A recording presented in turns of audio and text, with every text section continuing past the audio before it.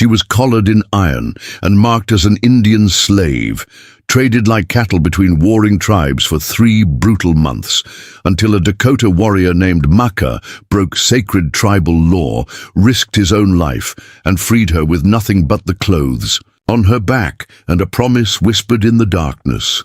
The Colorado Territory stretched endlessly under a merciless August sun.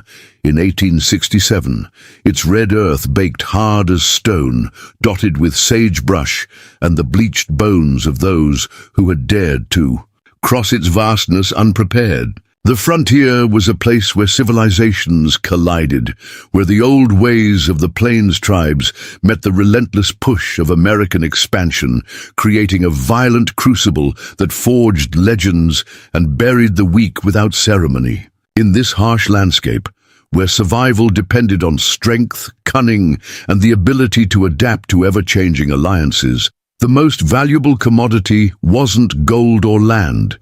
It was human lives, bought and sold with the same casual indifference. As horses or cattle, Ophelia Beaumont had been born into privilege in Charleston, South Carolina, the daughter of a cotton merchant who had lost everything in the war that tore the nation apart. Her porcelain skin had never known the kiss of harsh sun. Her delicate hands had never grasped anything rougher than silk gloves, and her refined education had prepared her for drawing rooms and cotillion balls, not the brutal realities of frontier survival. When her father decided to seek his fortune in the silver mines of Colorado, bringing his family west in a desperate gamble to reclaim their lost status, Ophelia had imagined adventure, perhaps even romance in the untamed wilderness. She had packed her finest dresses, her leather-bound books of poetry, and her mother's pearl jewelry, believing that civilization would follow wherever good Christian folk chose to plant their roots. The wagon train had departed from Independence, Missouri, on a crisp spring morning, 57 souls strong, their canvas-covered wagons loaded with dreams and the accumulated possessions of their former lives.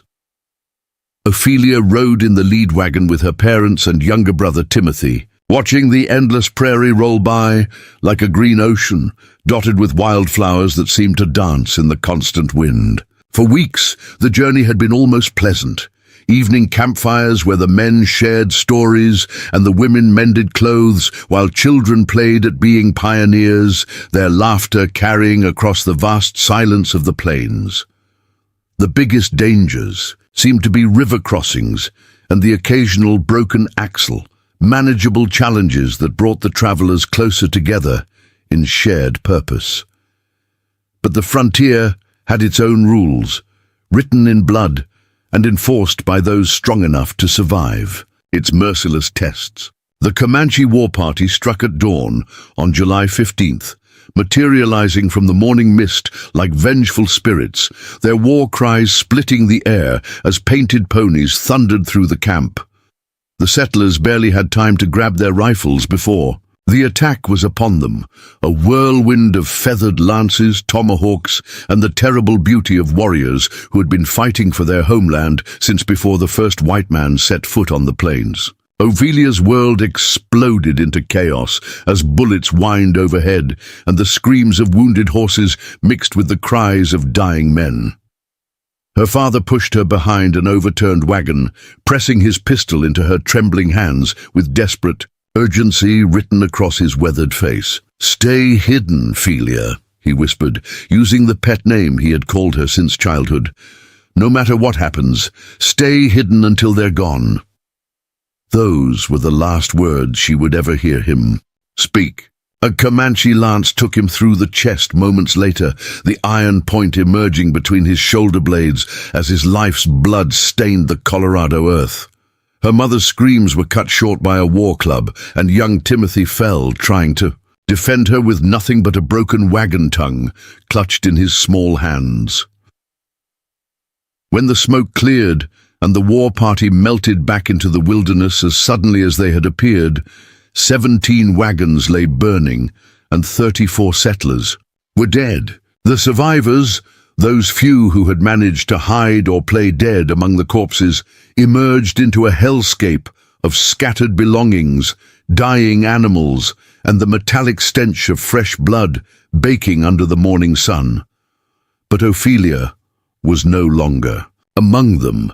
Somewhere in the confusion of battle, she had been spotted, captured, and bound with rawhide strips that cut into her wrists like fire. As consciousness faded from the blow to her head, the last thing she saw was the painted face of her captor, his black eyes as hard and emotionless as chips of obsidian. The Comanche camp stretched along the banks of the Arkansas River, a temporary settlement of buffalo hide tipis and horse corrals that could be struck and moved within hours if enemies approached. It was here that Ophelia first felt the weight of iron around her neck, a crude collar hammered from scavenged metal that marked her as property no different from the horses or captured rifles.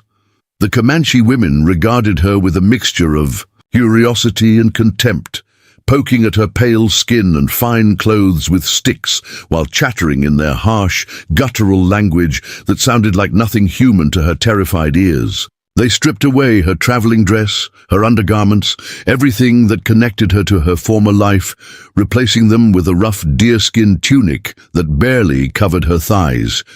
Chief Running Wolf was a man carved from granite and warfare, his chest decorated with scars that told the story of a lifetime spent fighting for survival on the Great Plains. He examined his new captive with the calculating gaze of a horse trader, noting her youth, her unbroken spirit, and the way she flinched but did not cower when he lifted her chin with one scarred finger. "This one will bring many ponies," he announced to his war council, his voice carrying the authority of a man who had never known defeat. "The Dakota will pay well for such a prize. Their young warriors grow restless with no white captives to prove their courage."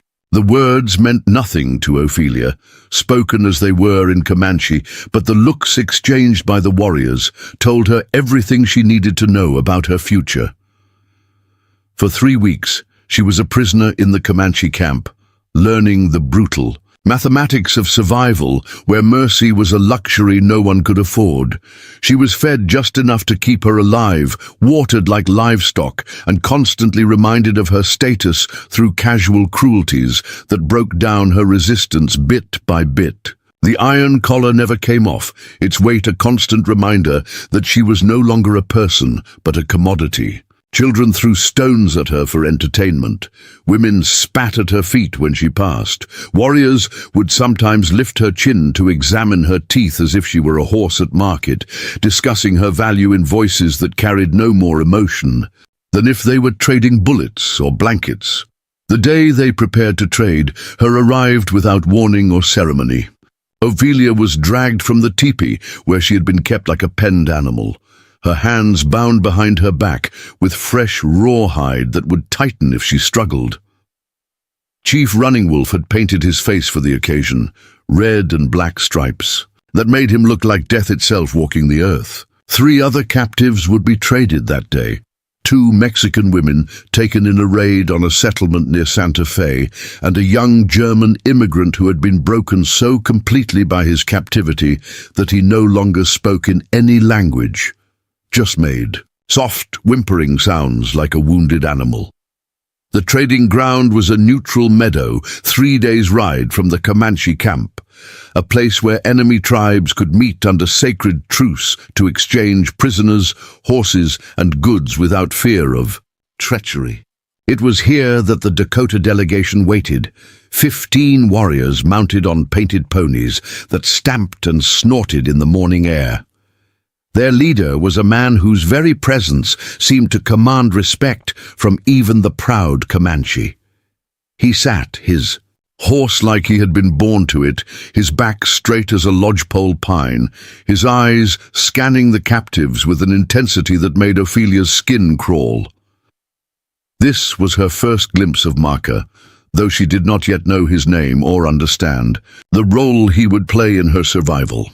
To her terrified eyes, he looked like every other painted savage who had turned her world into a nightmare of blood and bondage. His face was painted with white and blue stripes that followed the contours of his high cheekbones, and his black hair was decorated with eagle feathers that marked him as a warrior of proven courage. His horse was a magnificent black stallion that danced sideways beneath him, as eager for battle as its rider, its flanks painted with red handprints that told of enemies killed in combat. The negotiations began with the formal exchange of gifts and speeches that would last for hours under the merciless prairie sun. Chiefs from both tribes spoke of honor and courage, of the sacred nature of the trading ground, and of the bonds that existed between all children of the Great Spirit, even when they met as enemies. Meanwhile, the captives were displayed like livestock at market, forced to stand in the open, while warriors examined them for signs of disease, injury, or spirit that had not yet been broken. Ophelia felt hands probe her arms for muscle, fingers test the strength of her hair, eyes evaluate her worth as if she were no more human than the horses that would change hands alongside her. When Chief Running Wolf finally pointed to her and announced the price, 15 ponies, 10 rifles, and a quantity of ammunition, she felt what remained of her old life crumble into dust. The Dakota warriors conferred among themselves in their own language, occasionally glancing at her with expressions she could not read. Some seemed interested, others indifferent. But there was something in the way Maka looked at her that was different from the others. Where they saw property, commodity, or entertainment, his dark eyes seemed to see something that made him pause, something that caused the briefest flicker of what might have been recognition to cross his painted features. The bargaining continued. As the sun climbed higher, casting short shadows that offered no relief from the heat that rose in shimmering waves from the baked earth. Flies buzzed around the captives, drawn by their sweat and the smell of fear that hung over them like smoke. The Mexican women wept silently, their tears carving clean tracks through the dust on their faces. The German boy had long since retreated, so far into his own mind that he might as well have been dead already. But Ophelia refused to break, refused to give these savages the satisfaction of seeing her spirit crushed beneath the weight of her circumstances. It was this defiance that finally caught Maka's attention completely. While the other captives hung their heads in defeat or stared at the ground with dead eyes, she met his gaze directly, her chin raised in a gesture of pride that no amount of brutality had been able to destroy.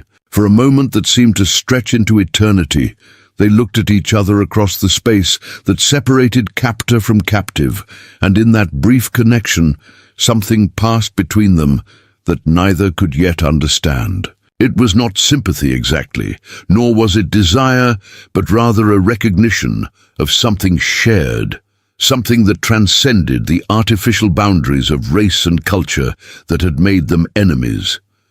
The trade was concluded with ceremony and ritual that seemed to mock the gravity of human lives being bought and sold like cattle. Sacred pipes were smoked, hands were clasped in the formal gestures of agreement, and the captives were transferred to their new owners with no more emotion than if they had been bags of corn or bundles of furs. Ophelia felt the lead rope attached to her collar change hands as she was officially transferred from Comanche property to Dakota ownership, her legal status shifting from one form of slavery to another without her having any voice in the matter whatsoever.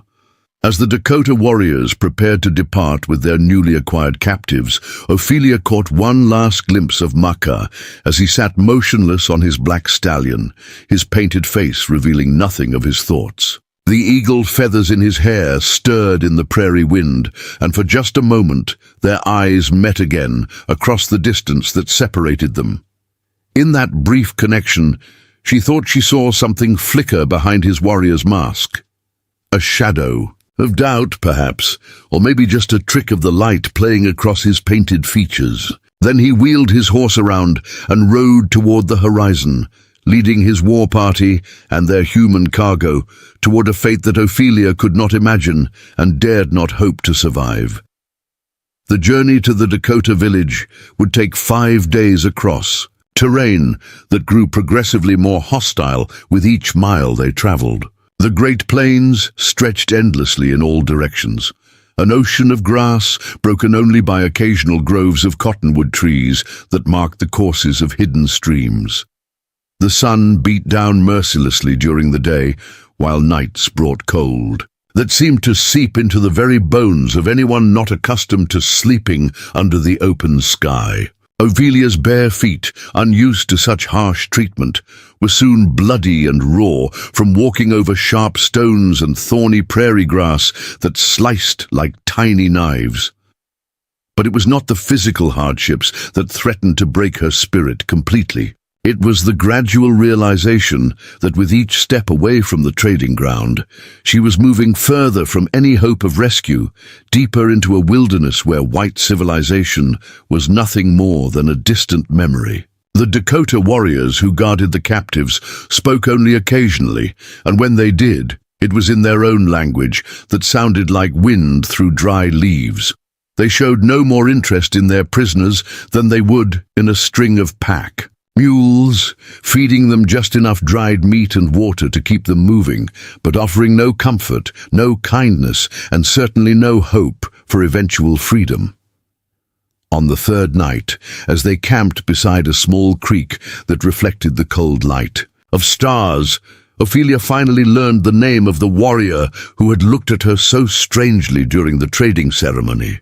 One of the younger Dakota men addressed him as Maka, speaking with the respectful tone reserved for a proven war leader. The name meant nothing to her. She had no way of knowing that in the Dakota language it meant earth or soil, a name given to a child who was destined to be as solid and dependable as the ground beneath their feet. But she filed it away in her memory nonetheless, along with every other scrap of information that might somehow prove useful for survival. As if sensing her attention, Maka looked up from the small fire where he was cleaning his rifle, his dark eyes finding hers across the flickering flames. For a moment neither of them moved, captor and captive frozen in a tableau that spoke of the vast gulf that separated their worlds. Then he returned to his weapon maintenance, running an oiled cloth along the barrel with practiced efficiency.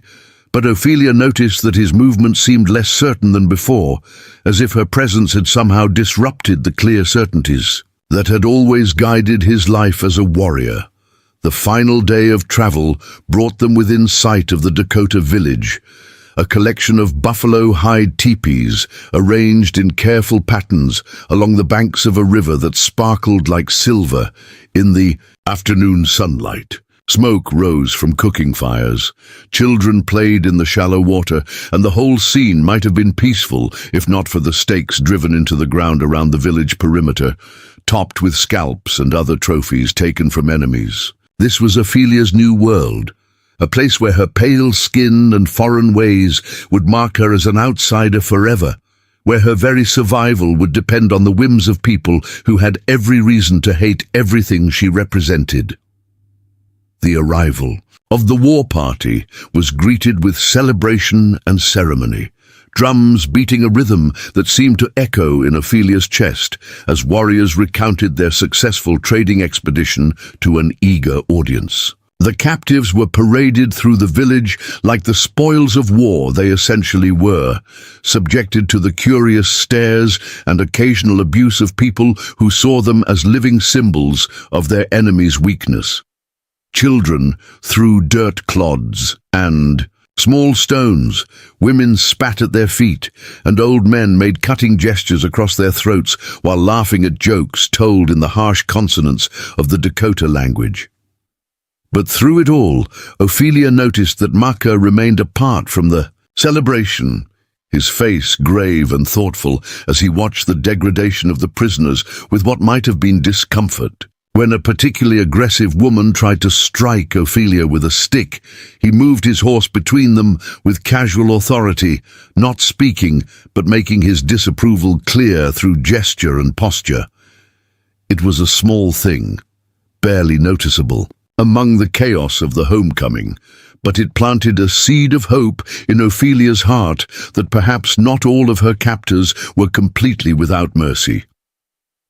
The distribution of the captives followed rituals and customs that had been established over generations of warfare and raiding. The Mexican women were claimed by warriors who had participated in the trading expedition, destined to become slaves in individual households where their fate would depend entirely on the temperament of their new masters. The broken German boy was given to the tribe's medicine man, who would attempt to determine whether his spirit could be restored or if he was too damaged to be of any use. But Ophelia's fate remained unclear as the tribal council debated her future in voices that rose and fell like competing winds. Chief Iron Thunder was an old man whose body bore the scars of countless battles, his face a roadmap of wrinkles that spoke of wisdom earned through suffering and survival. He examined Ophelia with the calculating gaze of someone who had learned to evaluate captives based on their potential value to the tribe, weighing factors that included not only physical strength and health, but also spirit, intelligence, and the likelihood that they could be broken without being destroyed completely. "This one has fire," he announced after his examination, his voice carrying easily across the assembled crowd.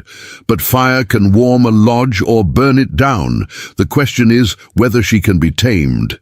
It was then that Maka stepped forward, his movement causing a ripple of surprise to pass through the gathered warriors. By custom and tradition, captives were distributed according to strict rules that took into account rank, participation in their capture, and the needs of the tribe. For a war leader to claim a specific prisoner was unusual, but not unheard of. What made his action remarkable was the way he did it, not with the casual authority of someone selecting property, but with something that looked almost like reverence, as if he were accepting a sacred responsibility rather than claiming a prize. "I will take the white woman," he announced, his voice carrying clearly in the sudden silence that greeted his words. "She will work in my lodge until her value to the tribe is proven." The statement was simple and direct, offering no explanation for his choice beyond the practical considerations that might motivate any warrior. But those who knew Maka well noticed something in his tone that suggested deeper currents moving beneath the surface of his formal words. Chief Iron Thunder studied the younger man's face for a long moment, reading signs and signals that were invisible to outsiders, but clear as daylight to those who had known him since childhood. With a grunt that might have indicated approval, or merely acceptance, the old chief nodded his agreement to the arrangement. "So be it," he declared. "The white woman belongs to Maka until the council decides otherwise. Let her prove her worth to the people, or let her die in the attempt. The spirits will judge whether she deserves to live among us, or if she is merely another mouth to feed during the hungry months that lie ahead." The words sealed Ophelia's fate with the finality of a death sentence, binding her to a man she did not know in a culture she did not understand, where survival would require her to abandon everything she had ever believed about herself and the world. As the crowd began to disperse and the celebration moved toward the larger tipis where food and drink awaited, Maka approached Ophelia with steps that seemed reluctant despite his earlier claim. Up close, she could see that his paint had begun to crack and flake in the heat, revealing glimpses of the human face beneath the warrior's mask. His eyes, she realized, were not the flat black stones she had imagined, but rather a deep brown that seemed to hold depths she had not expected to find in a savage. When he spoke, his voice was quiet enough that only she could hear the words that would change everything. "My name is Maka," he said in English that was heavily accented but perfectly understandable. "You will come with me now. Do not speak unless I give you permission. Do not run unless you wish to die slowly. Do not hope for rescue that will never come. But know this: I have chosen to protect you for reasons I do not yet understand myself. Whether you live or die will depend on how quickly you learn to survive in a world that wants to destroy you." Maka's teepee stood apart from the others, positioned on slightly higher ground that overlooked the river where willows drooped there, branches into the slow-moving current. It was larger than most, marking him as a man of status within the tribe, but what struck Ophelia immediately was its simplicity. No scalps hanging from the entrance poles, no war trophies displayed for all to see, just clean buffalo hide stretched tight over sturdy wooden frames. Inside, the space was organized with military precision, weapons arranged along one wall, sleeping robes folded neatly, and a small fire pit in the center where coals glowed like red eyes in the gathering dusk. "Sit," Maka commanded, pointing to a spot near the fire but not close enough for warmth.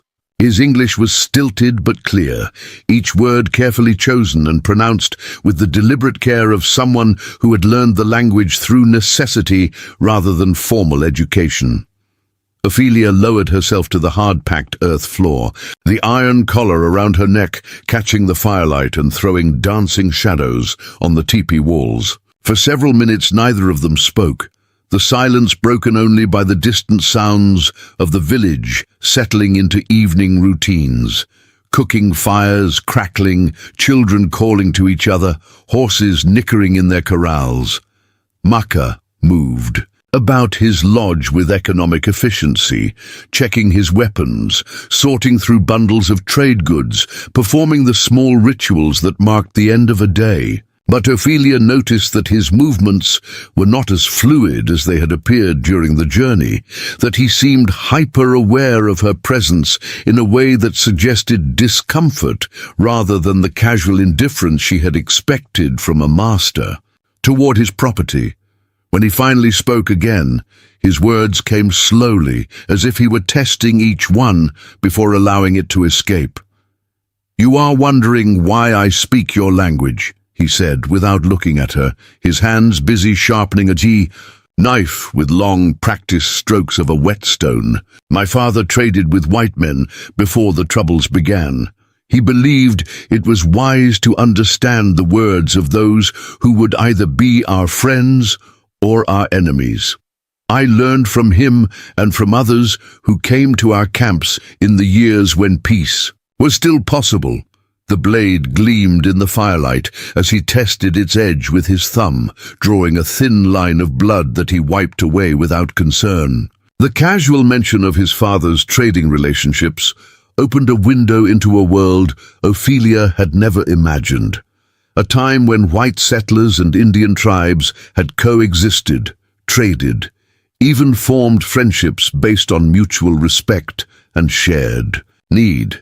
It was a vision that contradicted everything she had been taught about the savage nature of the Plains tribes, suggesting complexities and nuances that her Charleston upbringing had never prepared her to understand. "What happened?" she asked, the words escaping before she could stop them, earning her a sharp look that reminded her of his earlier warning about speaking without permission. For a moment, she thought he would ignore the question or perhaps punish her for the presumption of asking it. Instead, he set down his knife and studied her face in the flickering light, as if trying to determine whether she was genuinely curious or merely attempting to gather information that might somehow be used against him. "Many things happened," he said finally. "Treaties were made and broken. Promises were given and forgotten. Good men on both sides died for the greed and fear of others. Now there is only war, and in war mercy is a luxury that few can afford." The bitterness in his voice suggested personal loss, wounds that went deeper than the physical scars she could see on his arms and chest. Ophelia found herself wondering about this man who had claimed her so unexpectedly, trying to reconcile the painted warrior who had looked at her across the trading ground with the thoughtful individual who now sat before her, speaking of broken promises and lost peace. There was intelligence in his dark eyes, a depth of understanding that challenged every assumption she had made about the nature of her captors. "You will work," he continued, his tone becoming more businesslike as he outlined the terms of her survival. "You will prepare food, mend clothing, gather wood and water, perform whatever tasks are required to maintain this lodge. You will not attempt to escape. There is nowhere to run that my people cannot find you, and the punishment for trying would be worse than death. You will not speak to other captives without permission, and you will never under any circumstances reveal that I speak English to anyone outside this lodge." The last instruction was delivered with an intensity that made it clear this was not merely a preference, but a matter of life and death. Ophelia nodded her understanding, though she wondered at the implications of such secrecy. Why would a Dakota warrior want to hide his knowledge of English from his own people? What advantage could such concealment provide, and what dangers might it create for both of them if the truth were discovered? These questions swirled in her mind as she listened to the continued explanation of her new existence. Before we jump back in, tell us where you're tuning in from, and if this story touches you, make sure you're subscribed, because tomorrow I've saved something extra special for you. In the eyes of the tribe, you are my property, acquired through honorable trade and claimed by right of participation in the expedition, Makar explained. But property that cannot work has no value, and property that causes trouble is quickly disposed of. Your survival depends on proving your worth while avoiding any action that might bring shame or suspicion upon this lodge. Do you understand these things? Ophelia nodded again, beginning to grasp the delicate balance she would need to maintain. Useful enough to justify her continued existence, but not so exceptional as to attract unwanted attention. The first test of her understanding came sooner than expected. A woman's voice called from outside the teepee, speaking in rapid Dakota that Ophelia could not understand but whose tone suggested both authority and displeasure. Makar's expression tightened almost imperceptibly before he called, back in the same language, his voice carrying the respectful deference due to an elder. After a brief exchange, he turned to Ophelia with instructions delivered in a whisper, barely audible above the crackling fire. "My mother comes to inspect you," he said. "Her name is Winona. You will show proper respect, but not speak unless she addresses you directly. Do not meet her eyes for more than a moment. It would be seen as defiance. Keep your hands visible and your posture submissive.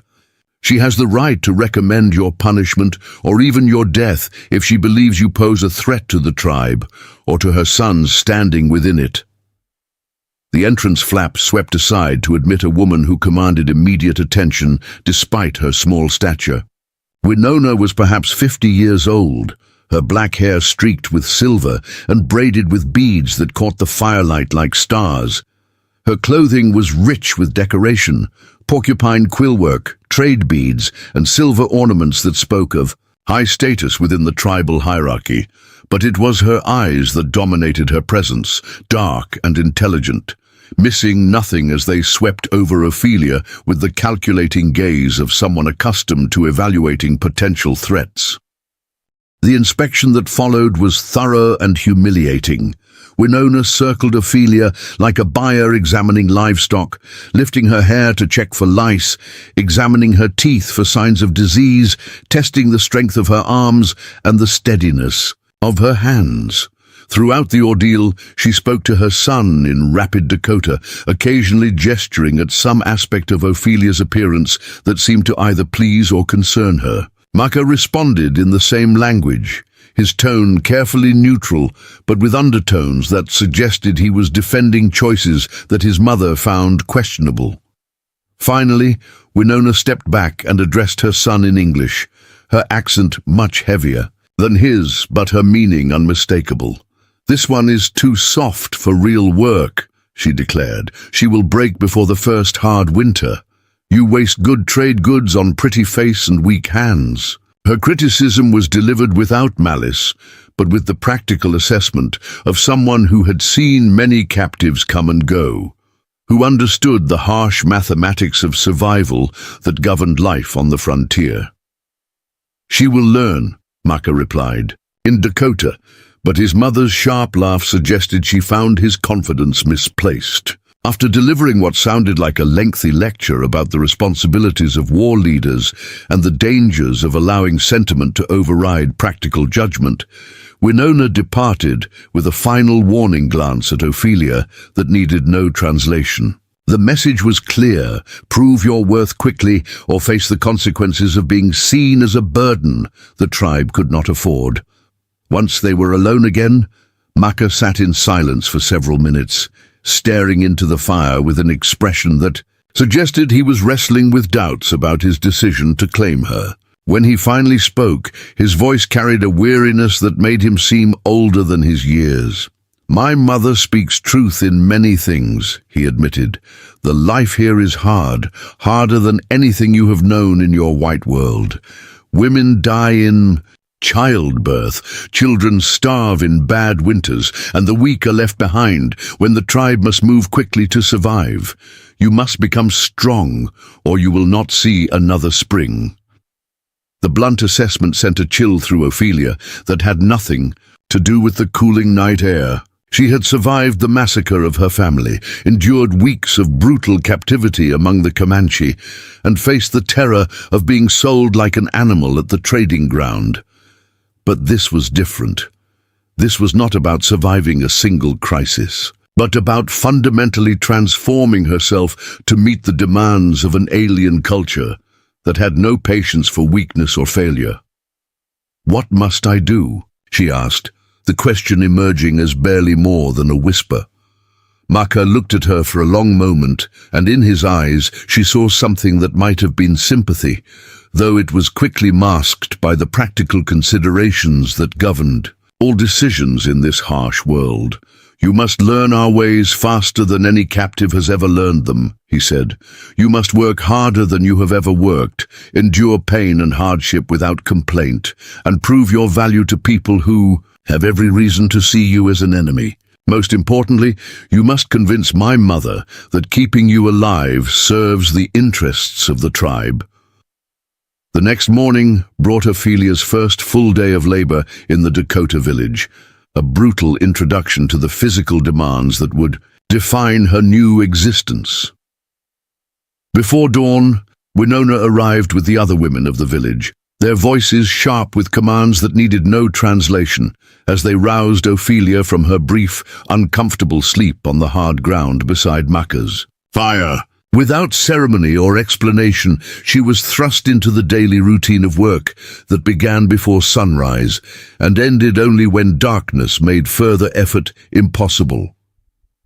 Her first task was gathering firewood, a seemingly simple chore that quickly revealed the depths of her ignorance about frontier survival. The other women moved through the forest with practiced efficiency, selecting specific types of wood for different purposes.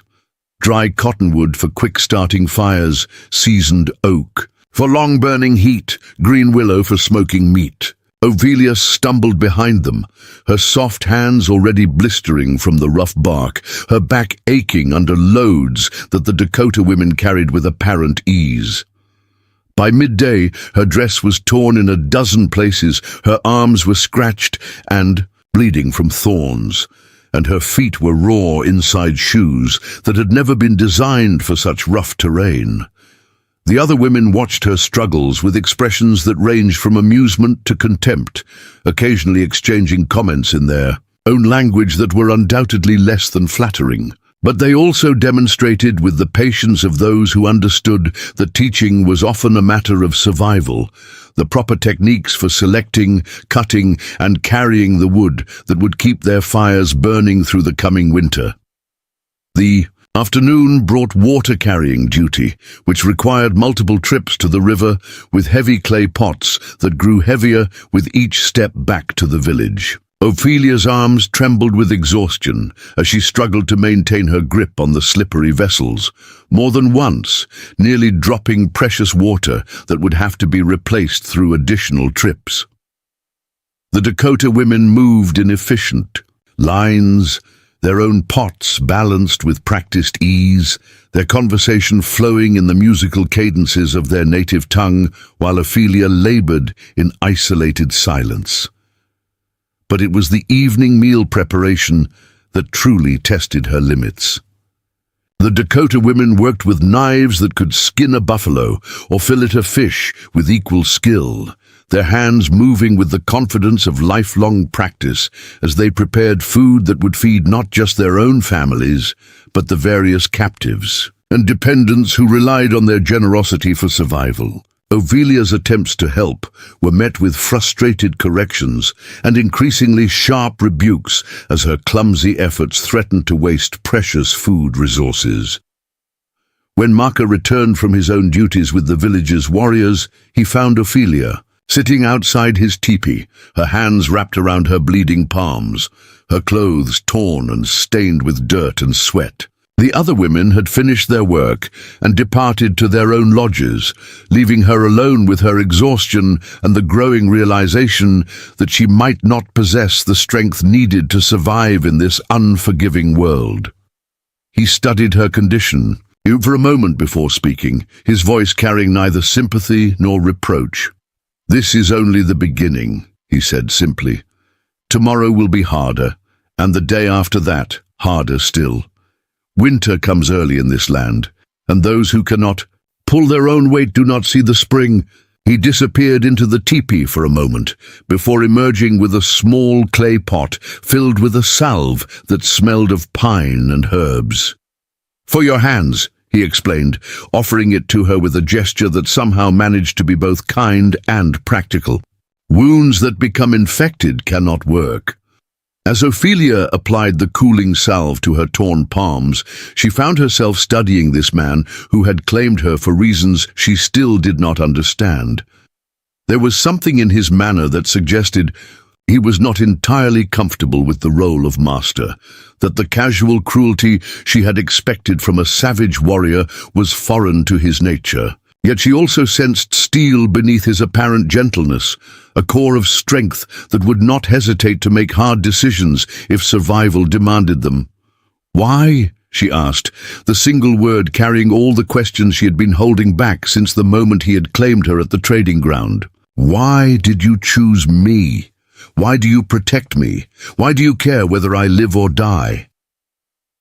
The questions hung between them in the cooling evening air, and for a moment she thought he would not answer, that such personal inquiries crossed boundaries that could not be safely traversed between master and slave.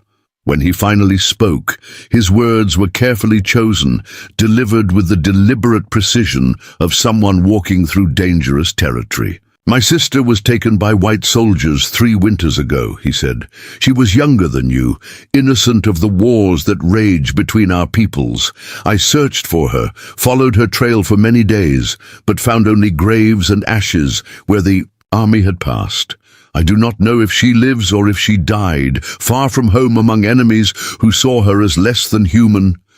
The revelation hit Ophelia with unexpected force, adding layers of complexity to their relationship that she was only beginning to understand.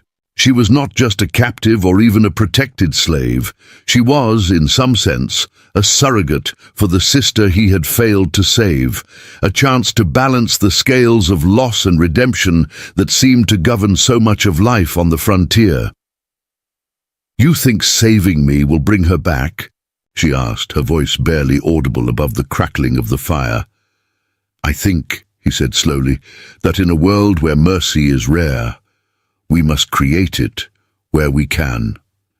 Perhaps my sister found someone among your people with the wisdom to see her humanity. Perhaps she did not, but I can control only my own actions, and I choose to believe that kindness creates more kindness, even in the midst of war." His words carried the weight of a philosophy forged in loss and tempered by the harsh realities of frontier survival, a code of honor that transcended the artificial boundaries of race and culture.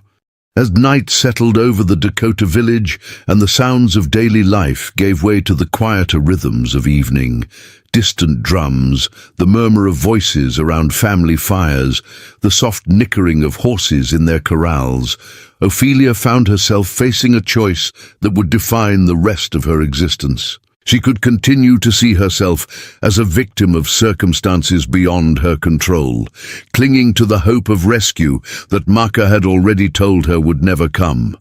Or she could choose to embrace the transformation that survival demanded, to become something new and stronger than the sheltered Southern belle who had perished with her family on the Colorado plains.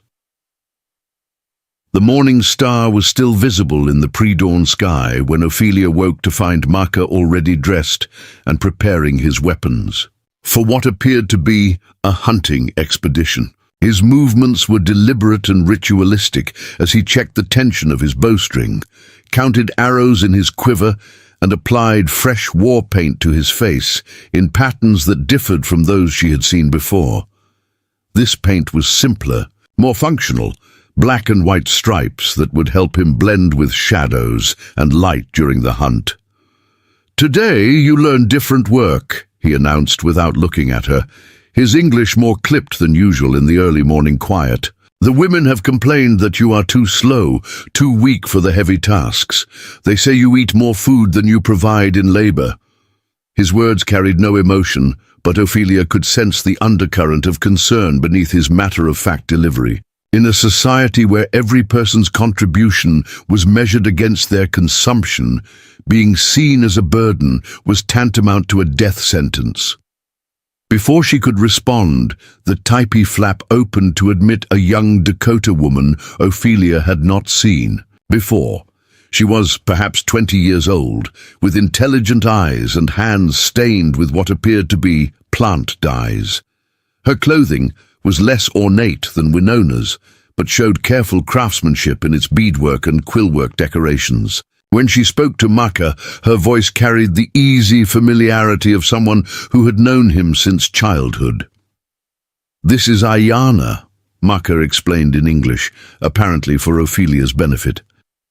"She is daughter of the medicine man and keeper of healing knowledge. She has agreed to teach you the women's crafts, preparing medicines, tanning hides, making clothing that will not fall apart in the first storm. If you can learn these skills, you may prove useful enough to justify your continued existence." The arrangement clearly represented a significant favor, one that Maka had called in despite his own uncertain position within the tribe's hierarchy. Ayana studied Ophelia with the same calculating gaze that all the Dakota women seemed to possess, but there was something different in her assessment, a spark of curiosity rather than mere judgment. When she spoke, it was in careful English that suggested recent practice rather than long familiarity. "You come with me now," she said simply. "We see if white woman can learn to use her hands for something other than decoration." The challenge was delivered without malice, but with the frank directness that Ophelia was learning characterized all interactions in this culture. The day began with a lesson in plant identification that immediately revealed the vast depth of knowledge required to survive on the frontier without the support of civilization's infrastructure. Ayana led Ophelia through the meadows and woodlands surrounding the village, pointing out dozens of different plants and explaining their various uses with the patience of someone accustomed to teaching complex information to novices. "This one," she said, kneeling beside a cluster of small purple flowers, "stops bleeding when made into paste. That one," she pointed to a seemingly identical plant growing a few feet away, "will kill you if you eat it. In this land, small mistakes have large consequences." The morning's gathering expedition filled Ophelia's mind with an overwhelming catalogue of botanical knowledge. Willow bark for pain relief, echinacea for fighting infection, sage for purification, ceremonies, wild onions for flavoring food and treating respiratory ailments. Each plant had to be gathered at the right time of day, in the right season, prepared in specific ways to maximize its effectiveness while avoiding potentially dangerous side effects. The Dakota women had memorized hundreds of such details, passing them down through generations of practical experience that meant the difference between life and death in the wilderness. By midday, Ophelia's makeshift gathering basket was filled with an assortment of roots, leaves, flowers, and bark that would have looked like random weeds to her former self, but now represented a carefully curated pharmacy capable of treating everything from minor cuts to serious illnesses. The weight of responsibility that came with such knowledge was sobering. In a world without doctors or hospitals, the women of the tribe literally held life and death in their hands, their accumulated wisdom standing as the only barrier between their people and the countless ways that frontier life could kill the unprepared.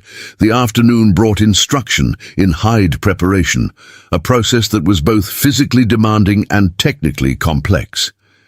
Ayana had selected a deer hide that had been recently cleaned, but still required the lengthy process of tanning that would transform raw skin into durable leather. The work began with scraping away every trace of fat and tissue from the hide's surface, a task that required both strength and precision to avoid damaging the skin while ensuring complete cleanliness.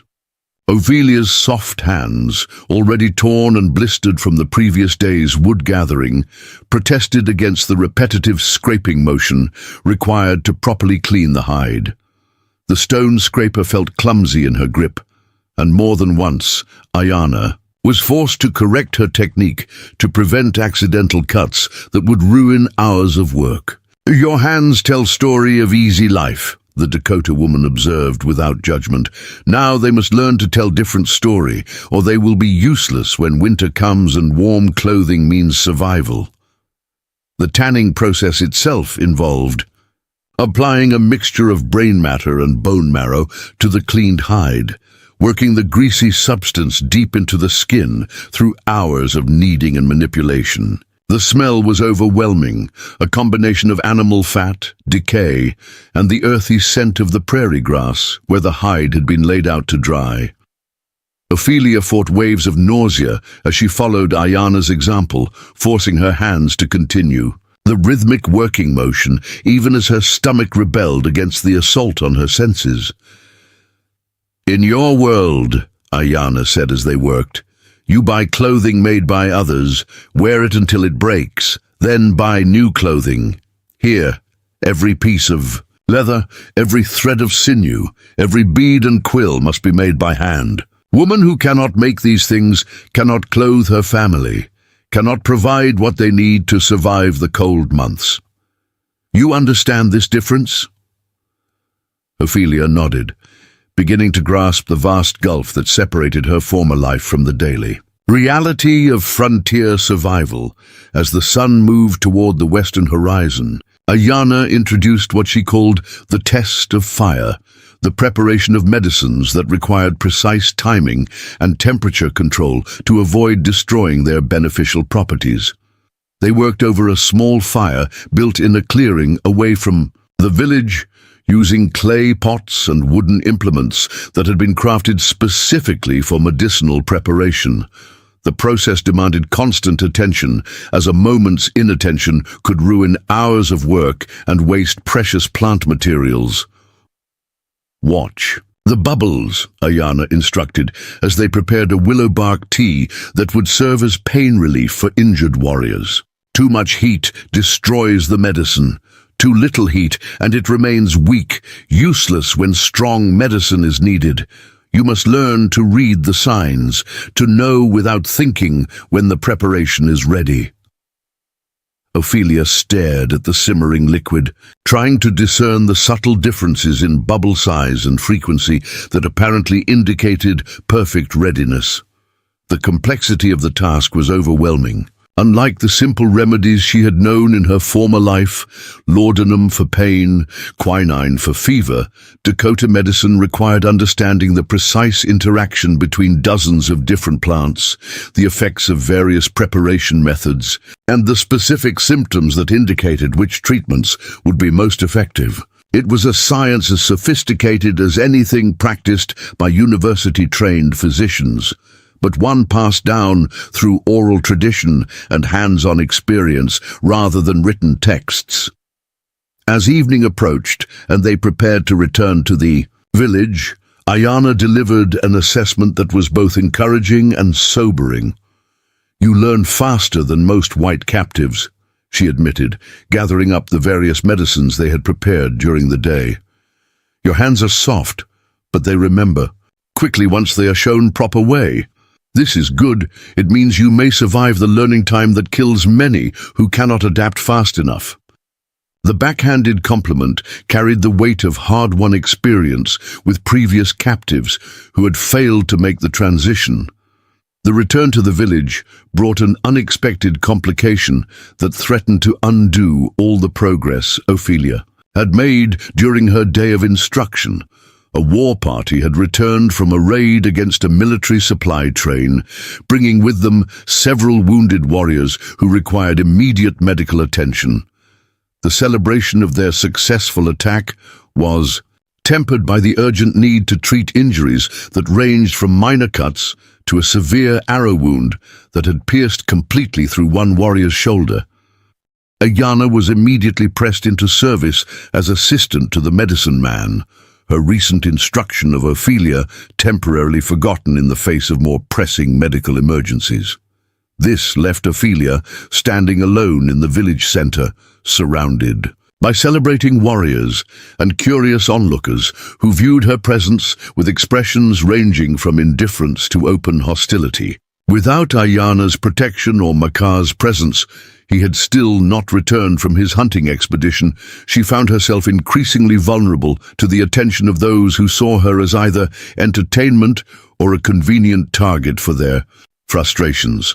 The first challenge came from a group of young warriors who had not participated in the recent raid and were eager to prove their courage through other means. They approached her with the swagger of men emboldened by alcohol and the excitement of their comrades' victory, speaking in rapid Dakota that she could not understand but whose tone left no doubt about their intentions. When she attempted to back away toward Makar's teepee, they moved to block her path, their laughter growing louder as her discomfort became apparent.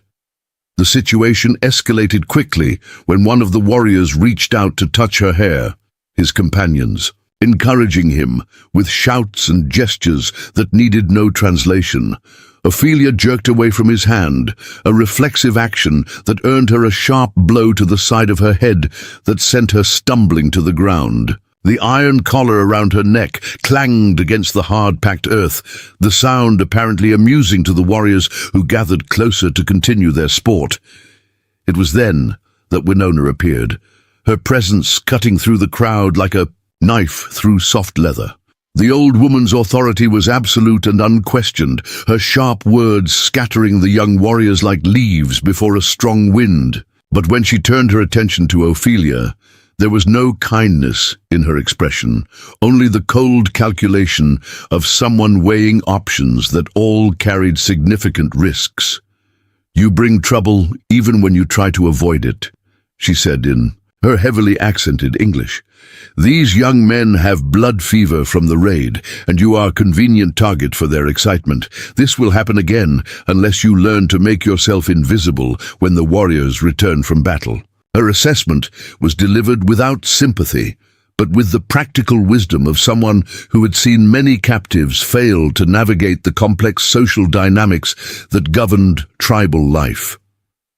The evening meal that followed was a tense affair, with Ophelia relegated to the periphery of the celebration, while the successful raiders recounted their exploits to an appreciative audience. She could see Ayana across the fire, busy with her medical duties, occasionally glancing in her direction with expressions of concern, but unable to abandon her responsibilities to provide protection or guidance.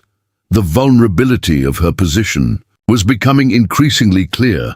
Without constant supervision from someone with tribal authority, she was essentially defenseless against any warrior who decided to amuse himself at her expense. When Maka finally returned near midnight, his hunting expedition having been extended by the need to track wounded game through difficult terrain, he found Ophelia huddled outside his teepee, her face bearing fresh bruises that told their own story about the evening's events. His expression darkened as he examined the evidence of her mistreatment, but when he spoke, his anger was directed not at those who had harmed her, but at the circumstances that had made such harm inevitable. "I should not have left you unprotected," he said, his voice carrying a weight of responsibility that surprised her.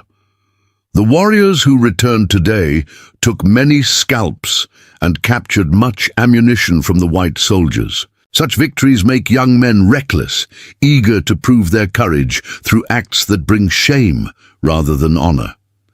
He disappeared into the teepee for a moment before emerging with a small pot of the same herbal salve he had given her before. Preparing and narrating this story took us a lot of time, so if you are enjoying it, subscribe to our channel. It means a lot to us now. Back to the story. As she applied the cooling medicine to her bruised face, Ophelia found herself studying this man who continued to confound her expectations of what a savage warrior should be. There was gentleness in his concern for her welfare, but also steel in his determination to protect her, despite the obvious complications her presence created for his own position within the tribe. "Why do you risk so much for someone who means nothing to you?" she asked, the question emerging from exhaustion and confusion rather than calculated curiosity. His answer came slowly, as if he were working through thoughts that he had not fully articulated even to himself. In the old stories, the spirits sometimes test us by sending challenges that appear to be burdens, but are actually opportunities to prove our true nature. Perhaps you are such a test, a chance to show that honor and mercy can survive even in times of war and hatred. The philosophical nature of his response revealed depths of character that contradicted everything she had been taught about the intellectual capabilities of native peoples.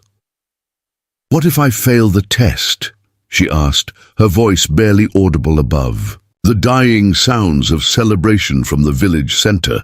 "What if I cannot learn quickly enough, cannot become strong enough to justify your protection?" The question hung between them in the cool night air, carrying all the fears and uncertainties that had been building since the moment she first felt iron around her neck.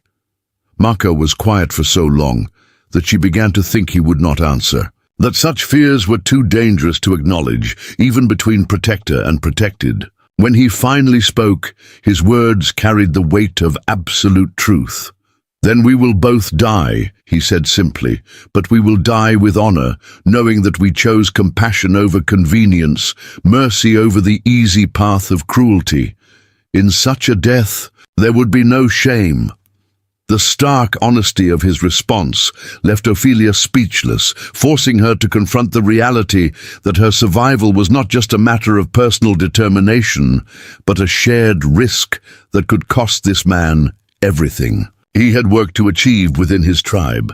The weight of such responsibility was crushing, but it also carried an unexpected element of strength, the knowledge that someone believed her worth such an enormous gamble, that her life had value beyond mere utility or entertainment.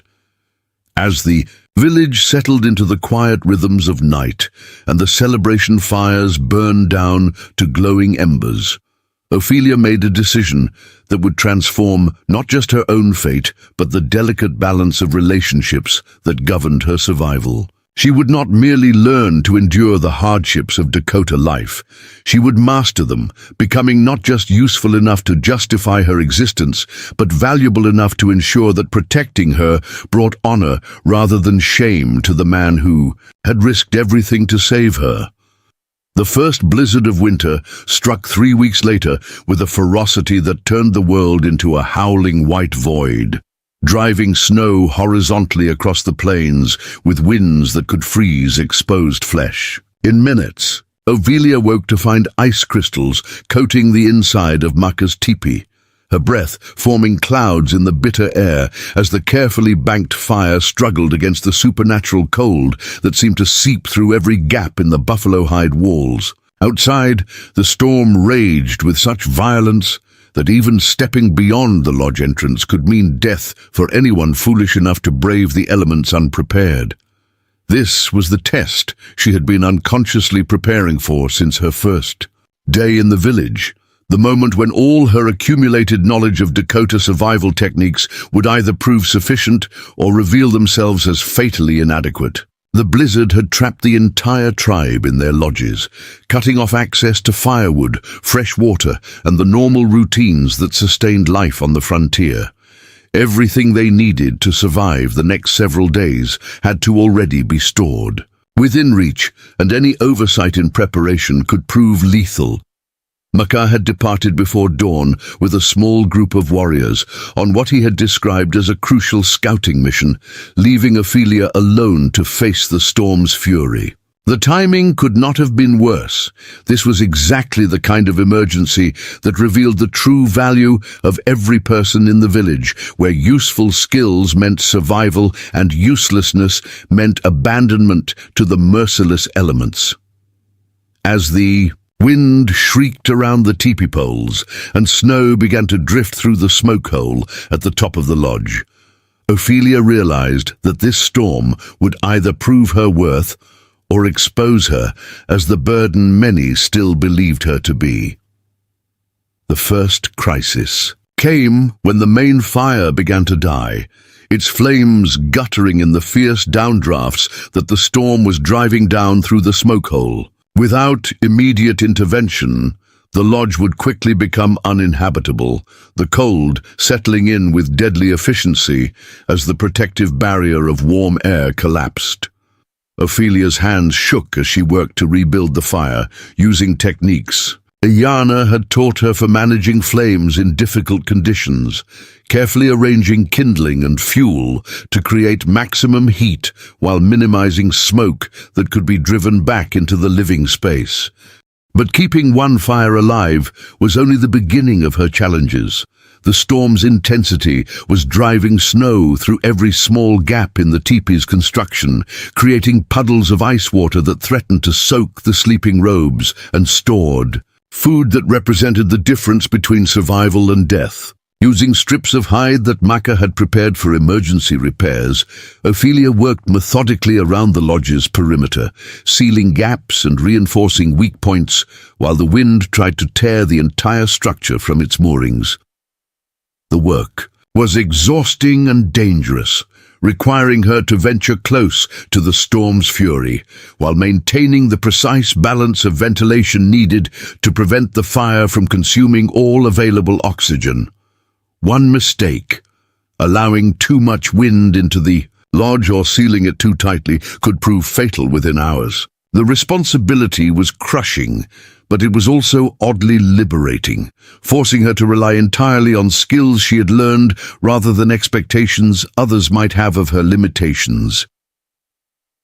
By midday, when the storm showed no signs of abating, Ophelia faced a new crisis that tested her botanical knowledge in ways that Ayana's instruction had not fully prepared her for. A child's cry from a nearby lodge carried clearly through the howling wind, followed by the urgent voices of women calling for help in both Dakota and broken English. The message was clear. Someone needed medical assistance that could not wait. For the storm to pass, despite the obvious danger, Ophelia gathered the medicinal supplies she had been accumulating under Ayana's guidance and fought her way through the knee-deep snow to the lodge where the emergency was unfolding. Inside, she found a young mother struggling with a difficult childbirth, attended by several women whose expertise was clearly being overwhelmed by complications that required knowledge they did not possess. The situation was deteriorating rapidly, and without immediate intervention, both mother and child would likely die. The challenges were multiple and interconnected. The mother was losing blood at an alarming rate. The baby appeared to be positioned incorrectly for a normal delivery, and the confined space of the storm-bound lodge made it nearly impossible to provide the kind of care that such emergencies typically required. Using techniques she had learned from Ayana, combined with half-remembered lessons from her own mother about emergency childbirth, Ophelia began working to stabilize the situation.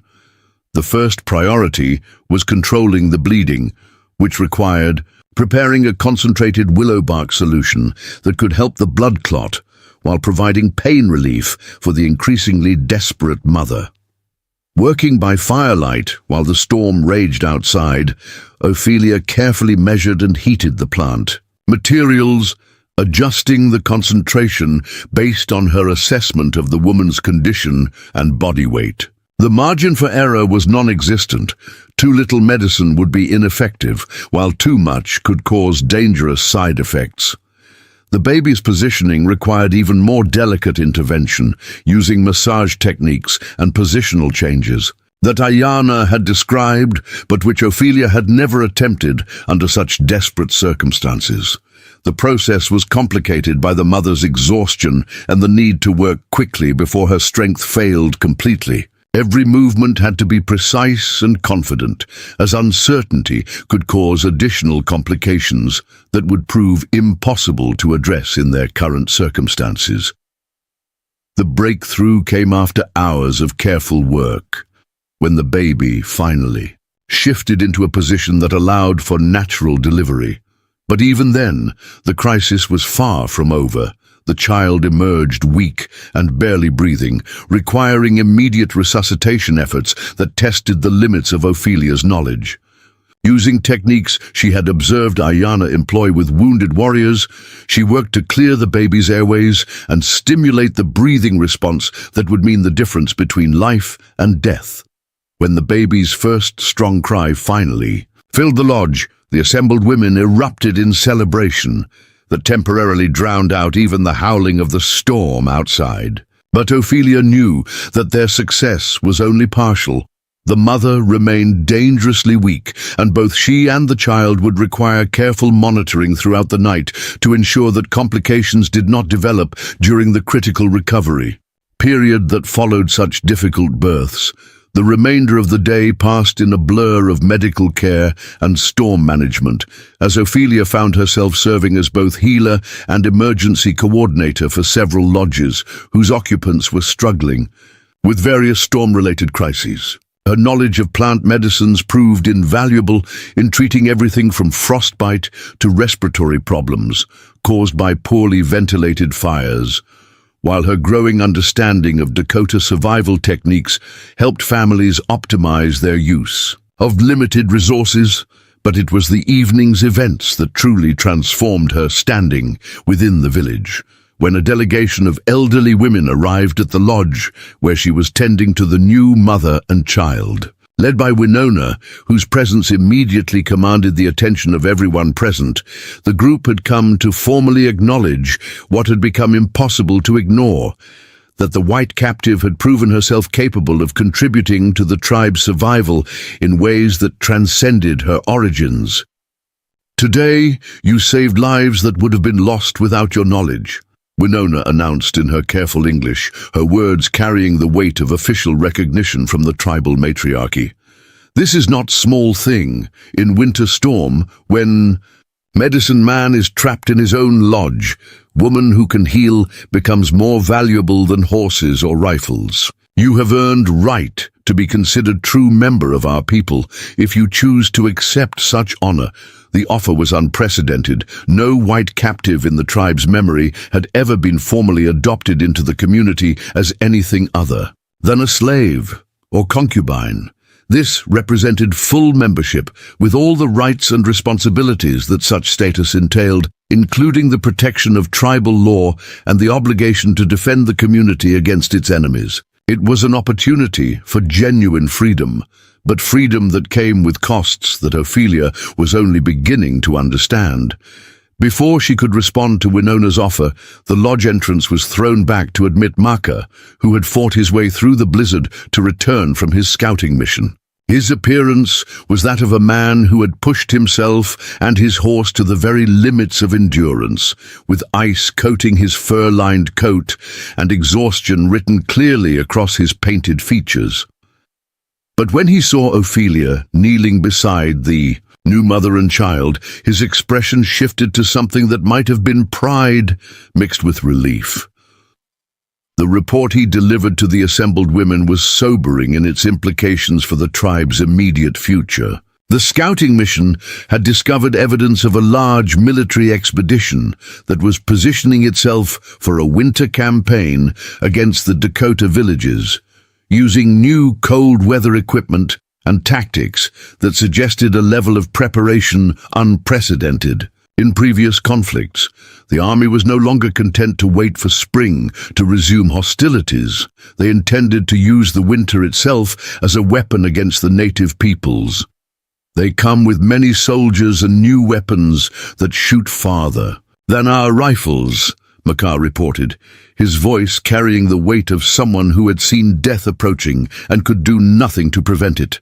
They have wagons that can travel in deep snow and clothing that protects them from cold that would kill ordinary men.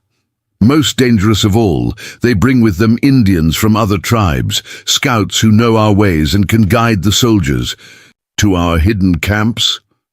The implications of this intelligence were staggering. The Dakota had always relied on winter's protection to provide respite from military pressure, using the harsh months to recover from summer campaigns and prepare for the next year's conflicts. If the army could now operate effectively in winter conditions, the tribe's traditional survival strategies would become obsolete overnight, leaving them vulnerable to year-round warfare that they were not equipped to sustain.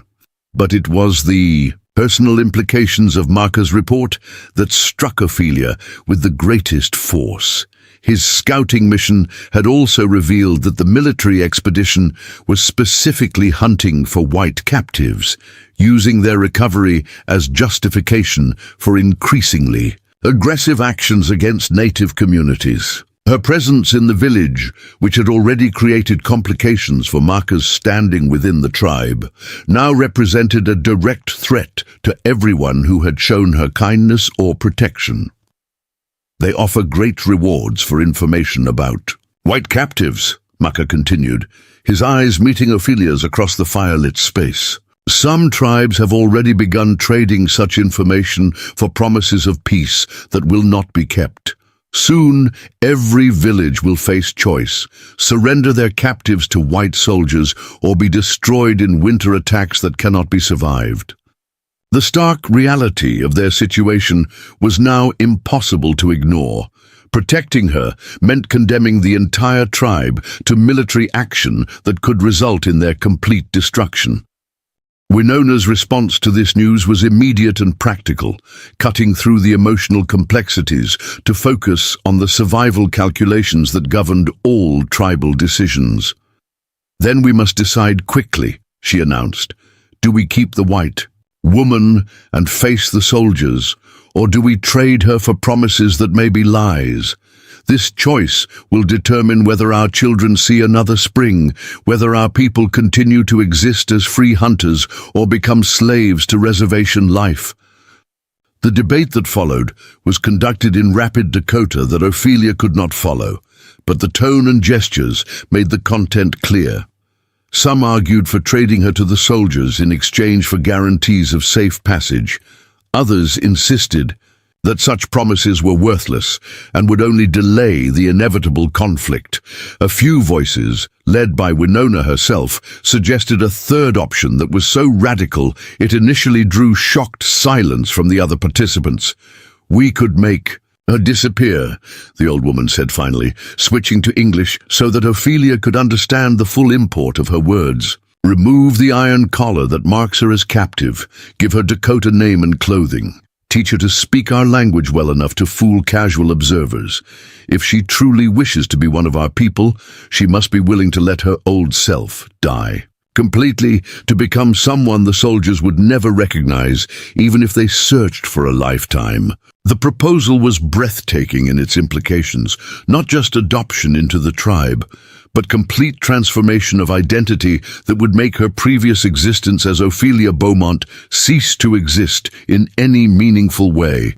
It would mean abandoning forever any hope of returning to white civilization, accepting that the woman who had boarded a wagon train in Missouri was truly dead and could never be resurrected. But it would also mean genuine freedom, protection under tribal law, and the right to build a new life according to her own choices rather than the demands of others. As the storm continued to rage outside and the assembled women waited for her response, Ophelia found herself facing the most momentous decision of her life. She could accept Winona's offer and disappear completely into Dakota identity, becoming someone new and free, but forever cut off from her origins. She could refuse and accept that her presence doomed everyone who had protected her to military retribution that would likely destroy the entire village. Or she could choose a third path that none of them had yet considered, one that would require courage beyond anything she had previously demonstrated. "I will go to them myself," Ophelia said, her voice cutting through the heated debate like a blade through silk. The assembled women fell silent, their expressions ranging from shock to disbelief as they processed what she had just proposed.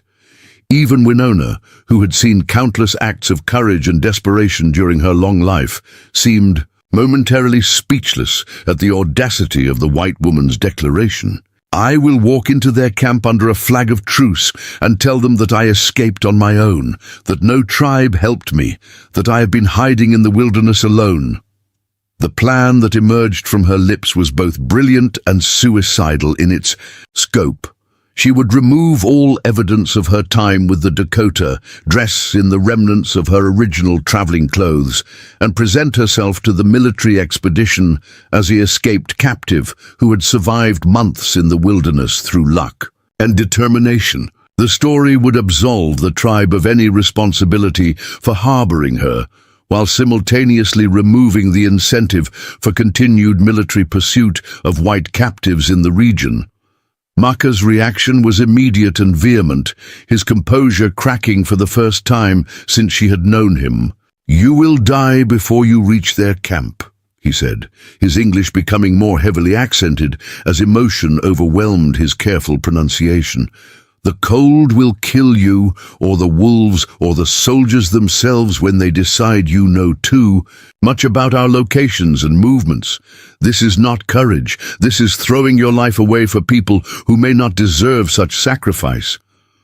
But Winona's calculating gaze suggested she was seeing possibilities in Ophelia's proposal that the younger man had missed. "The white woman speaks with wisdom that comes from understanding the true nature of our situation," she said slowly. "If she remains here, we all die fighting soldiers who will never stop coming. If she disappears into our people, they will search until they find her or destroy us in the attempt. But if she goes to them freely, tells them a story that satisfies their need for victory without revealing our secrets, perhaps both she and we might survive."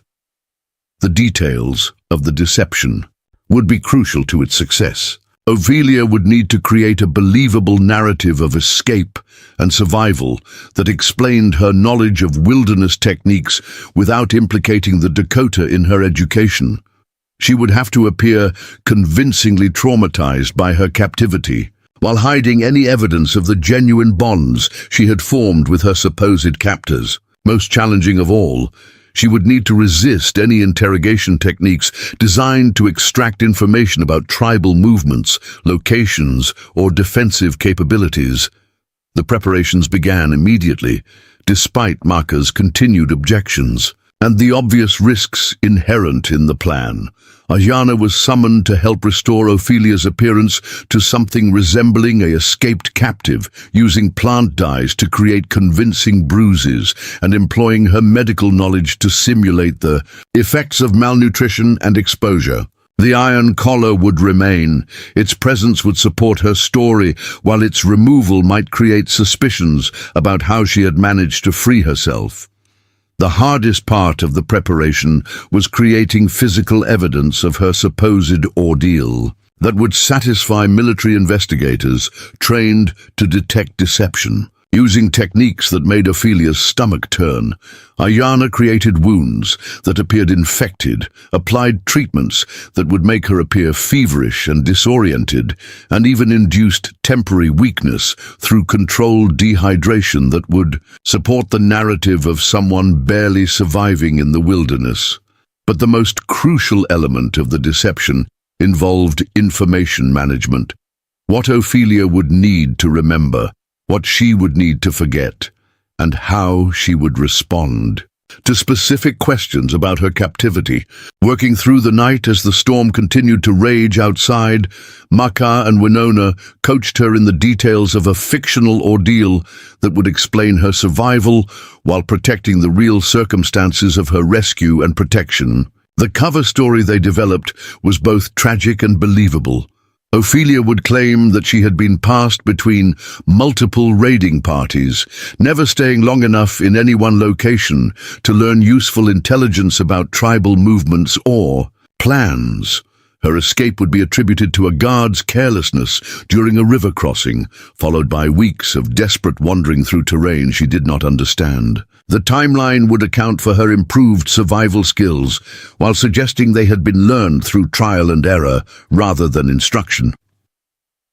3 days after the storm finally broke, revealing a world transformed by snow and ice, Ophelia prepared to leave the only safety she had known since the massacre of her family. The village had been reordered by the blizzard's passage, with new arrangements of snow and wind-carved drifts that made familiar landmarks unrecognizable.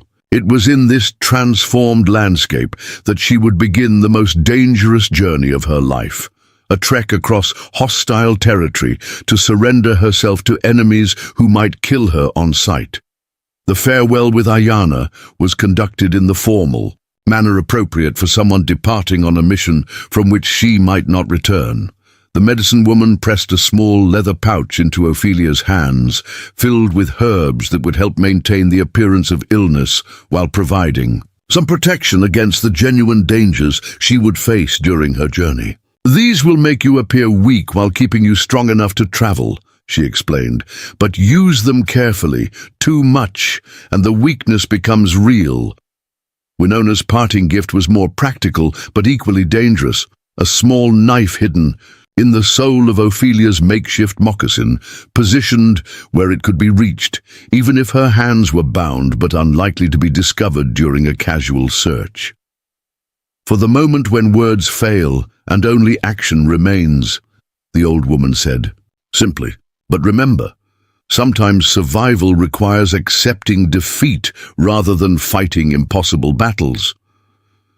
The most difficult farewell was with Maka, whose anguish at her departure was carefully hidden beneath the stoic mask that his position required him to maintain in front of the other villagers. Their final conversation took place in the pre-dawn darkness outside his teepee, where the risk of being overheard was minimal, and the emotional weight of their parting could be acknowledged without compromising either of their carefully constructed personas. "In my dreams, I see you dying alone in the snow," he admitted, his voice barely audible above the wind that still carried the bitter edge of the recent storm. "I see the soldiers finding your body and knowing that we sent you to death rather than protecting you as honor demanded.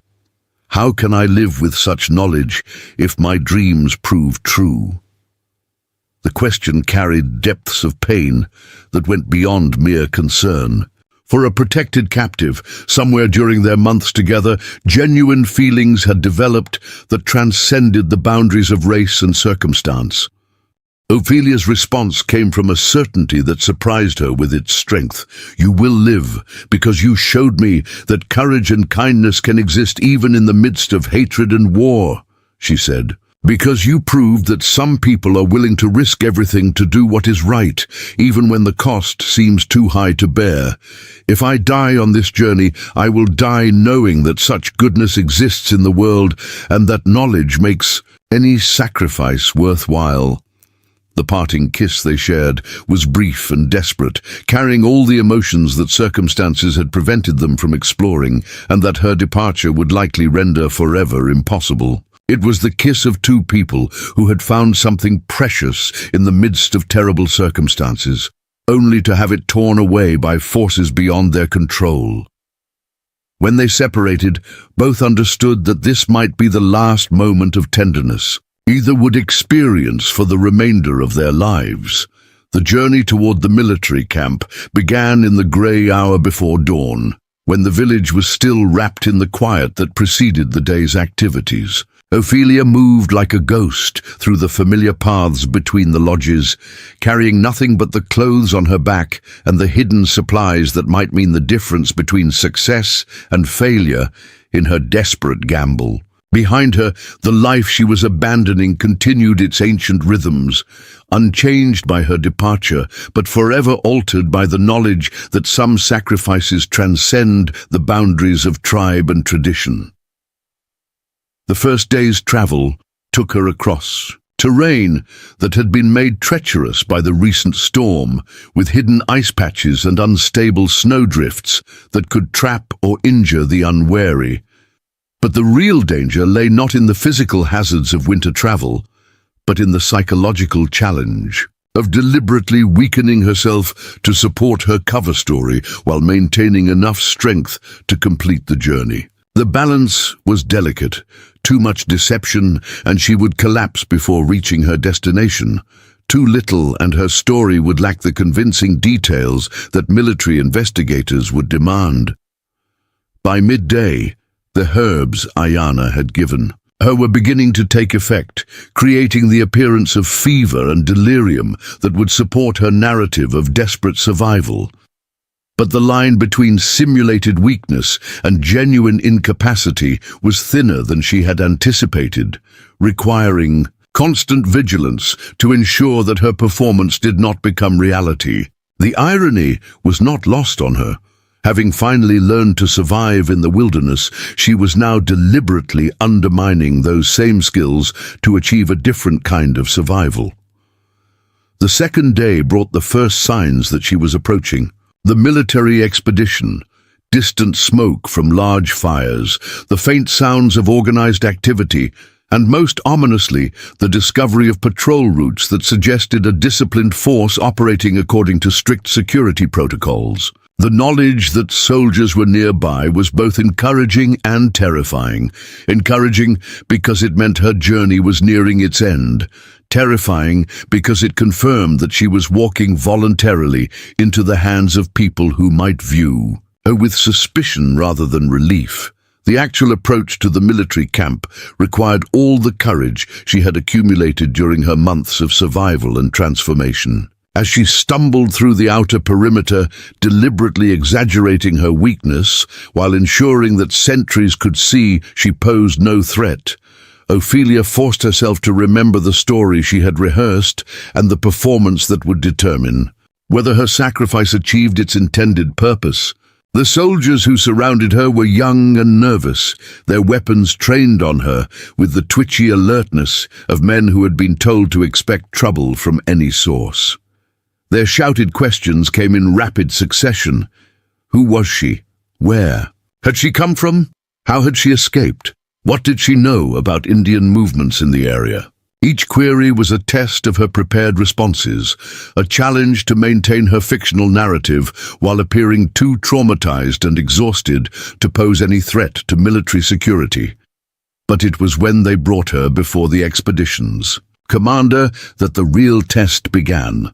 Colonel Harrison was a man whose career had been built on fighting Indians, whose experience with captives had taught him to detect deception, and whose current mission made him intensely interested in any information she might possess about tribal activities in the region. His questions were precise and probing, designed to reveal inconsistencies in her story while offering apparent sympathy for her supposed ordeal.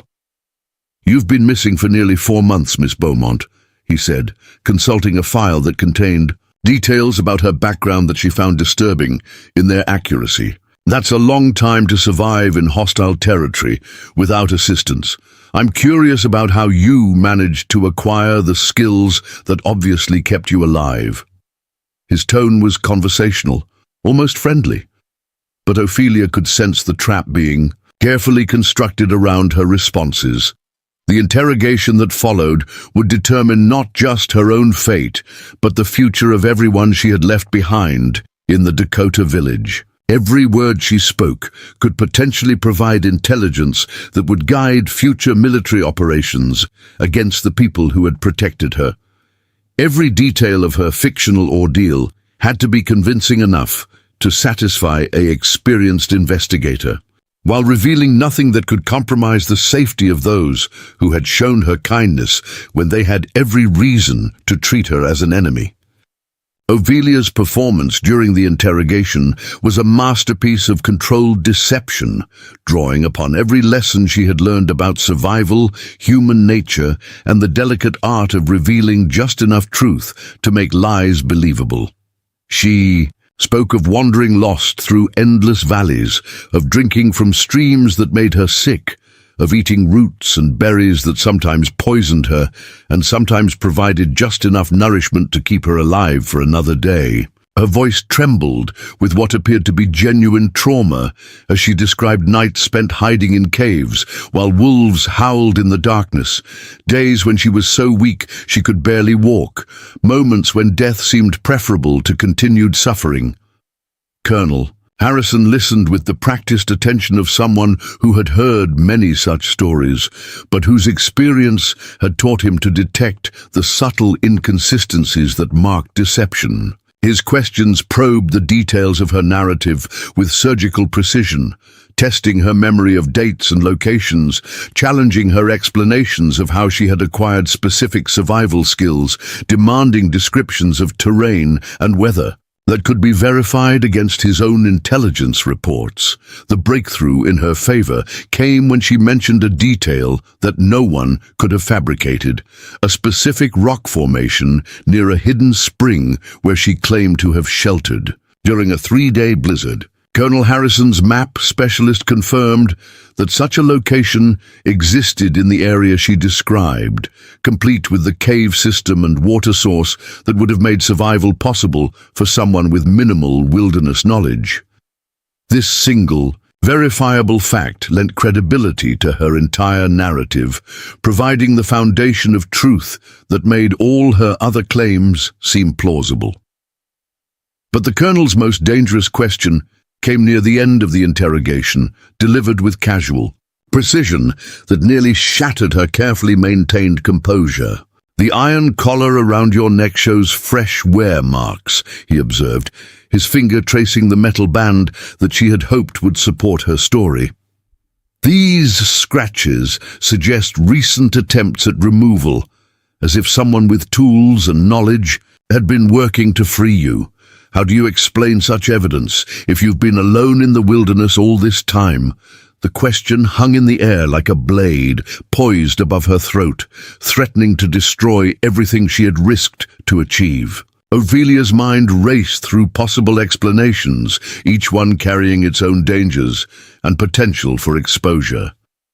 Finally, she settled on a response that turned the Colonel's suspicion into an asset for her deception. "I tried every day to remove it," she said, her voice breaking with apparent shame. "I used rocks, sticks, anything I could find to try to break free from this symbol of my captivity. Sometimes I worked at it until my neck bled, until exhaustion forced me to stop. It became an obsession, the only thing that gave me hope during the worst moments." The explanation was brilliant in its simplicity, transforming evidence of her rescue into proof of her desperate attempts at self-liberation. Colonel Harrison's expression softened slightly as he absorbed this detail. Apparently, satisfied that her response aligned with the psychological profile of someone who had endured prolonged captivity. The fresh wear marks on the collar now supported rather than undermined her story, evidence of the relentless determination that had supposedly enabled her survival. 3 days later, after medical examinations that confirmed her apparent state of malnutrition and exposure, Ophelia found herself aboard a military transport wagon bound for Denver, where arrangements had been made for her return to whatever remained of civilized society. The iron collar had been cut away by the camp blacksmith, its removal marking the official end of her captivity and the beginning of a new existence that felt almost as alien as her life among the Dakota had initially seemed. The journey eastward took her through landscapes that had once been familiar, but now seemed strange and threatening after months of seeing the world through Dakota eyes. The military escorts who accompanied her wagon were polite but distant, treating her with the careful consideration due to someone who had survived unimaginable ordeals, but who might still be psychologically fragile from her experiences. They had no way of knowing that her greatest trauma came not from her supposed captivity, but from the knowledge that she might never again see the people who had become her true family. Denver in the winter of 1867 was a boom town, struggling to define its identity between the rough frontier culture that had created it and the more refined civilization that Eastern investors were trying to impose upon it. The hotel where the military deposited her was clean and comfortable by frontier standards, but after months of sleeping on buffalo robes beside warm fires, the sterile luxury felt cold and unwelcoming. The soft bed that should have been a relief, after her supposed ordeal in the wilderness, felt like a prison, its comfort emphasizing how far she had traveled from the life that now seemed more real than this return to her origins. The first letter arrived 2 weeks after her return, delivered by a nervous hotel clerk who seemed unsure whether the correspondence was entirely appropriate. The sender had identified himself as James Morrison, attorney for the estate of her late father, writing to inform her that certain financial arrangements had been made to provide for her care and eventual return to South Carolina. But it was the second letter, arriving 3 days later, that carried news that changed everything about her understanding of her situation.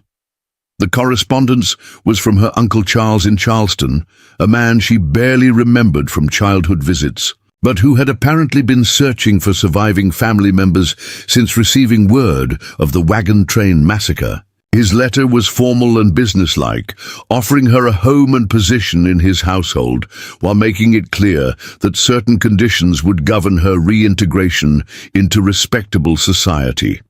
The tone suggested that her survival had created complications as well as relief for family members who had already adjusted to her presumed death.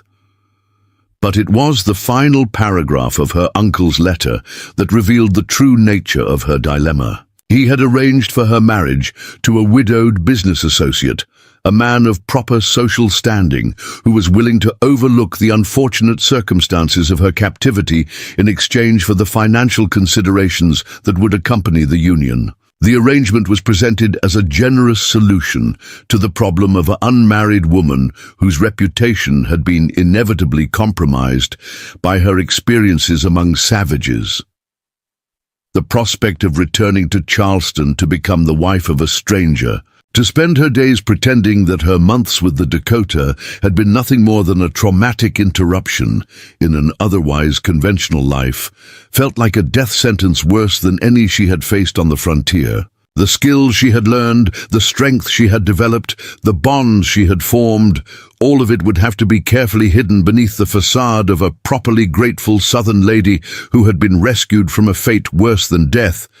It was while struggling with this impossible choice that fate provided her with an unexpected alternative. A knock at her hotel room door brought her face to face with a familiar figure whose presence in Denver seemed impossible, but whose reality was undeniable.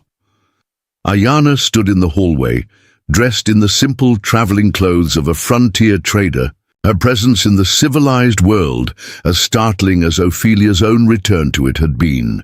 The reunion was conducted in whispers and careful glances, as both women understood that any sign of previous acquaintance could raise questions that would destroy the carefully constructed narrative of Ophelia's escape and rescue. But Ayana's message was clear and urgent. The Dakota village had been discovered by military scouts, forcing the tribe to abandon their winter camp and flee deeper into the mountains where pursuit would be more difficult, but survival even more challenging. Maka sends word that the soldiers came looking for the white woman who escaped from our camp, Ayana explained in careful English that revealed how much her language skills had improved since their separation. They found evidence of recent habitation, but no proof that you had ever been there. Your deception succeeded, but the suspicion remains. The tribe must stay hidden until the military loses interest or finds other targets for their winter campaign. The news brought both relief and anguish. Relief that her sacrifice had achieved its intended purpose of protecting the people she had grown to love. Anguish at the knowledge that they were now suffering additional hardships because of their association with her. The irony was bitter. Her successful deception had saved them from immediate military action, but condemned them to the kind of desperate survival that winter in the high mountains demanded. But Ayana had not come merely to deliver news of the tribe's situation.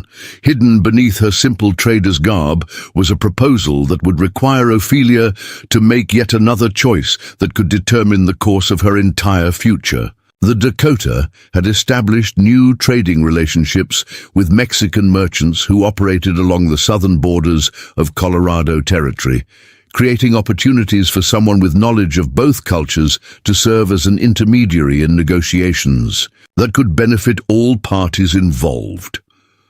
"There is place for you among the mountain traders," Ayana explained, her words carefully chosen to avoid any direct reference to the illegal nature of such associations.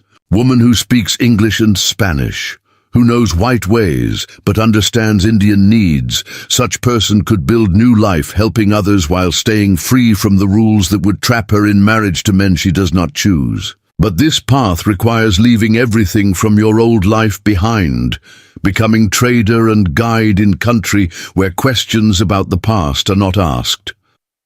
The choice Ayana offered was freedom of a different kind, not the respectable return to civilization that her uncle had arranged, but the opportunity to create an entirely new existence on the frontier where her mixed experiences would become assets rather than shameful secrets to be hidden. It would mean abandoning forever any hope of returning to the refined world of her birth, but it would also mean escaping the suffocating restrictions that awaited her in Charleston.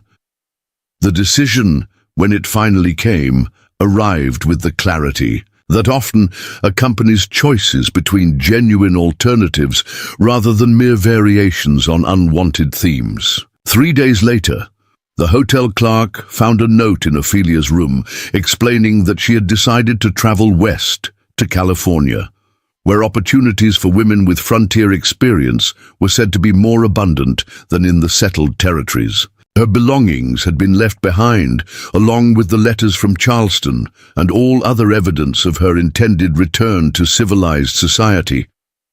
But Ophelia Beaumont had not traveled to California. That identity had died as completely as if she had perished in the original wagon train massacre, replaced by someone new, whose name would be spoken in the trading posts and mountain camps where cultural boundaries blurred, and survival depended more on competence than on social standing.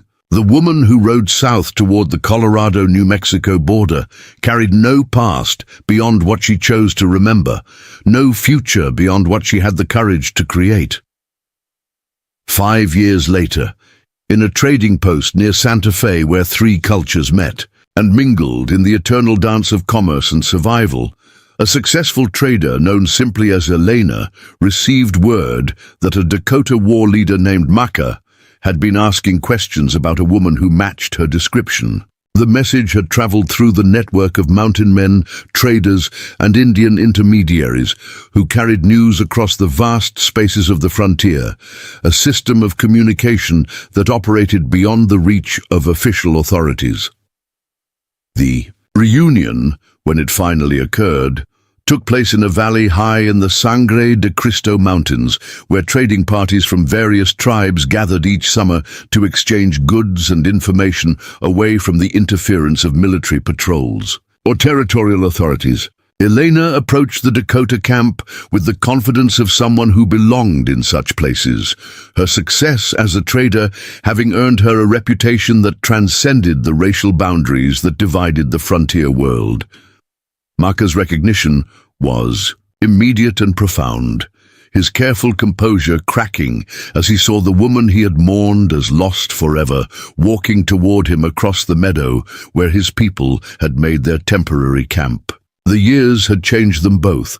She had grown stronger and more self-assured. He had acquired the deep lines that came from leading his people through increasingly difficult times as the military pressure on all free tribes continued to intensify. Their conversation was conducted in Dakota, her fluency in the language a testimony to the completeness of her transformation from the frightened captive he had once protected. She told him of her work among the traders, of the bridges she had built between different peoples, of the small ways she had been able to help other captives and refugees find new lives beyond the reach of those who would use them for purposes they had not chosen. But it was when he offered her the chance to return to his people permanently, to take her place among them as the wife he had never stopped hoping she might become, that Elena revealed the full measure of how profoundly her experiences had changed. Her understanding of what freedom truly meant. "I cannot belong completely to any one people," she explained, her voice carrying the authority of someone who had discovered her own path through the wilderness of human possibility. "My place is in the spaces between worlds, helping others find ways to survive when the old rules no longer serve their needs." The parting that followed was gentler than their first separation, marked by acceptance rather than desperation, by understanding rather than regret. They had both found ways to honor the bond that had formed between them, while acknowledging that their paths led in different directions through the vast landscape of the frontier. As Maka prepared to rejoin his people for their return to the northern plains, and Elena made ready to continue her work among the traders and refugees who sought her assistance, both understood that some connections transcend the need for permanent proximity. In the end, the woman who had once been collared in iron and marked as property had discovered something that neither captivity nor rescue could provide: the knowledge that true freedom comes not from escaping the circumstances that constrain us, but from choosing how we respond to those circumstances. Whether known as Ophelia or Eleanor, as white captive or Dakota protector or frontier trader, she had learned that identity is not something imposed by others, but something we create through the accumulation of choices that define who we choose to become. The frontier that had nearly destroyed her had also provided the opportunity for rebirth into someone stronger and more complete than the sheltered young woman who had departed Missouri in search of adventure. In the vast spaces where civilizations met and mingled, where survival depended on adaptation rather than adherence to inherited rules, she had found her true home among those who understood that the greatest courage often lies not in conforming to expectations, but in having the wisdom to write the story of your own life. Up next, you've got 2 more standout stories right on your screen. If this one hit the mark, you won't want to pass these up. Just click and check them out, and don't forget to subscribe and turn on the notification bell so you don't miss any upload from us.